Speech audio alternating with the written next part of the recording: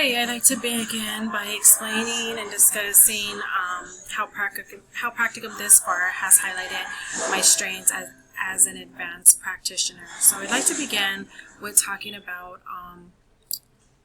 being able to manage biases. So I feel that my internship has definitely highlighted that.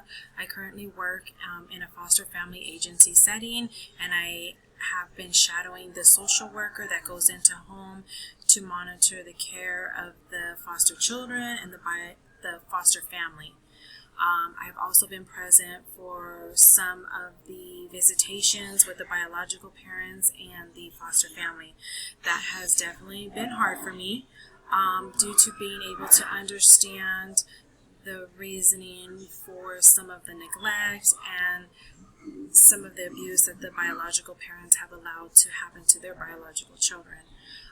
Again, I feel that I've been able to utilize my strengths in managing my biases, and I feel that with my MSW journey and education this far that I've been able to obtain, that it's helped me to manage my biases, because it's very, very difficult for me to understand why some of this neglect went on.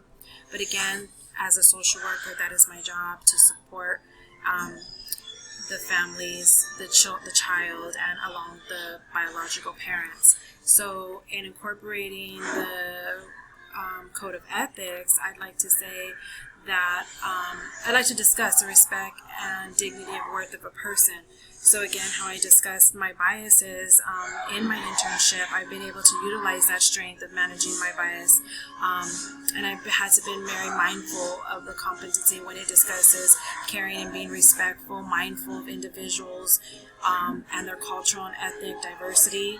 I had to be very mindful of these things when working with the families to gather more information and rapport with these families to kind of get some insight on why some of this abuse and neglect happened.